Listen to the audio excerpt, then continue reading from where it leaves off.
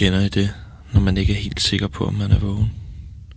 Når adrenalinen pumper rundt i årene på en, og det eneste, man tænker på, er, at ens hjerte stadig banker. Hvordan fuck endte jeg her?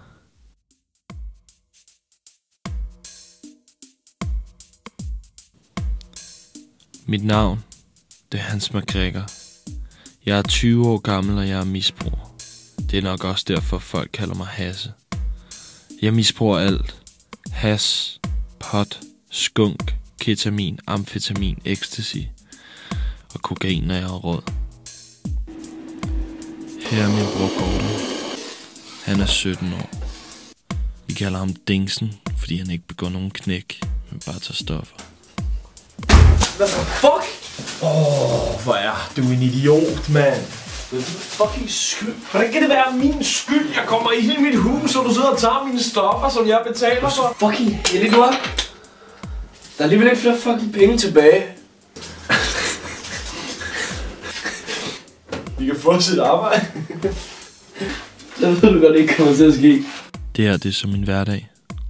2 drenge, der lever af de stoffer, de kan finansiere med deres forældres arv. Gordon har brugt sin del. Uansvarlig lort. Men det var også derfor, at vi var klar til at gøre alt. Hey drengen, hvad så, Vidkun? Hvad så? Her er Vidkun så. Vidkun, han var min ven. Han havde altid de billigste piger og de billigste stoffer. Jeg vidste ikke, hvor han fik det fra, eller hvor han kom fra. Men han havde altid penge og gode historier. Så jeg gad ikke rode for meget i det. Er I klar for at sikre i fremtid? Hvad mener du? Altså, for et relativt lille indgreb, så kan vi tjene en masse penge. Lovligt?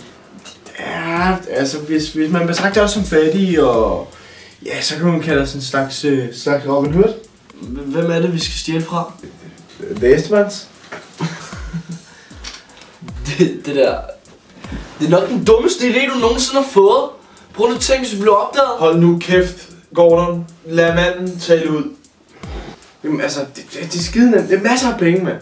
Og det er det forladte hus lige nede ved støberiet. Der er ingen vidner.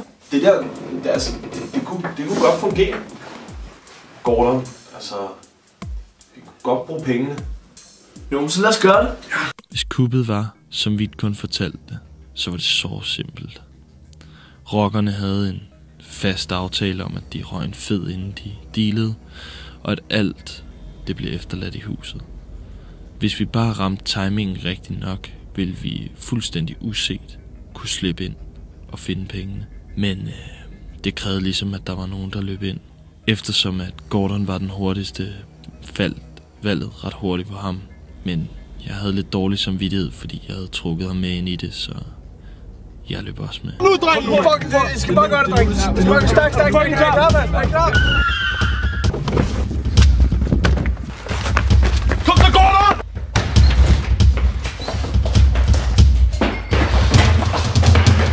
Hvor fuck er pengene?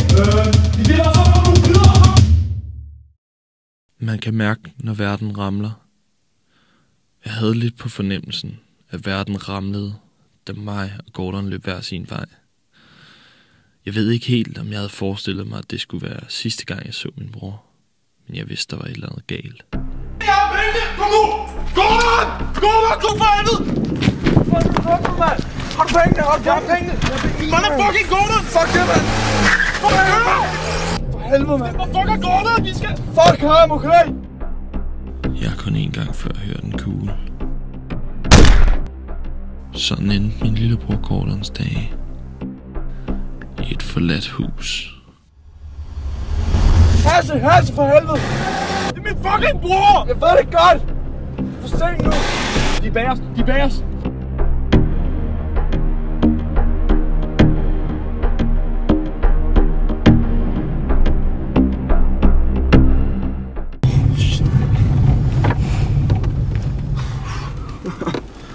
Det var tæt på, hva'?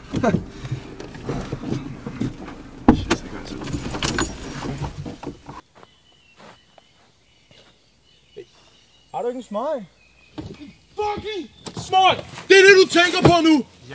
Du har lige slået min bror ihjel! Jeg har ikke slået din bror ihjel. Du kan sgu da ikke efterlade ham! Det var ikke min vilje, jeg siger til dig. Du har slået ham fucking ihjel! Fuck.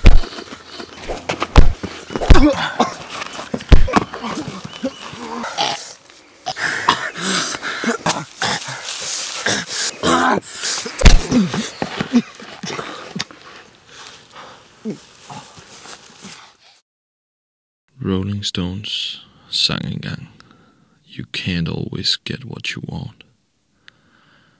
Det var lidt sådan, jeg havde det. Jeg havde lidt håbet på, at jeg kunne komme afsted med Gordon. Jeg kan ikke helt finde ud af, om det var min skyld eller Vidkuns skyld, at Gordon døde. Men det kan være fucking lige meget. Der er ikke noget, der betyder noget nu. You can't always get what you want. You can't always get what you want.